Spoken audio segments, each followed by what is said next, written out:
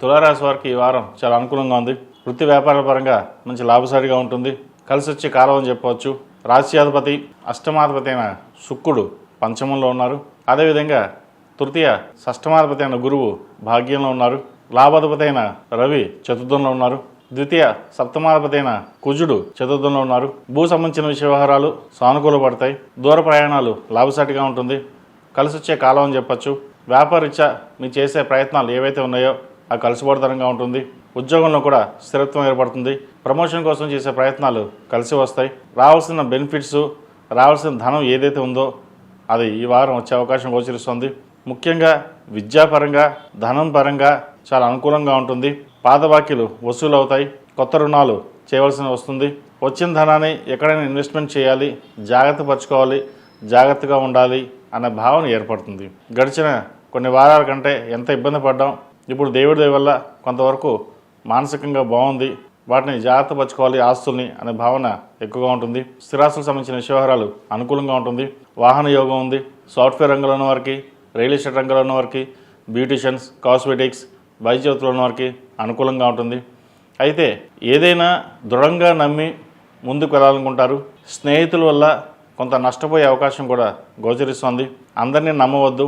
మన వాళ్ళెవరో పరాయి వాళ్ళెవరో గ్రహించి మెలగాలి. లేకపోతే ధనం పరంగా నష్టం వచ్చే అవకాశం గోచరిస్తుంది. సంతానం సంబంధించిన వ్యవహారాలు, వారి ఆరోగ్య విషయంలో కొన్ని జాగ్రత్త వహించాలి.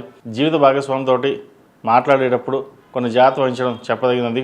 ఈ రాశిలో నిర్మించిన విద్యార్థులకు కాలం అంత అనుకూలంగా లేదు.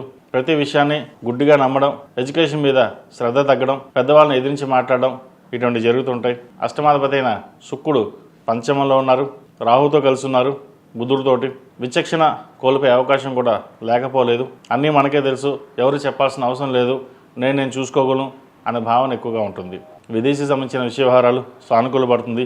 విదేశాలకు వెళ్ళాలనుకునే వారికి ప్రయత్నాలు ప్రారంభించవచ్చు. ఈ రాశిలో జన్మించిన స్త్రీలకు వృత్తి ఉద్యోగాల పరంగా, వ్యాపార పరంగా అనుకూలంగా ఉంటుంది. కష్టే ఫలి అన్నారు పెద్దలు.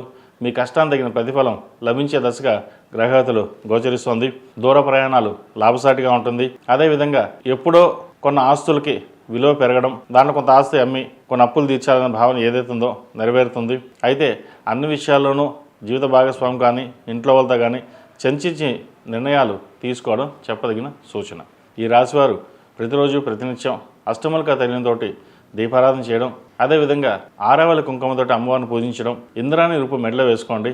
నరదిష్టి అధికంగా ఉంది. ఈ రాశిలో జన్మించిన వారికి కలిసి వచ్చే సంఖ్య 7, కలిసి వచ్చే రంగు స్కై బ్లూ. ఏదైనా పని మీద బయటికి వెళ్ళేటప్పుడు శుక్రవారం కానీ బుధవారాన్ని కానీ వెళ్ళండి. మంచి ఫలితాలు సంప్రాప్తిస్తాయి.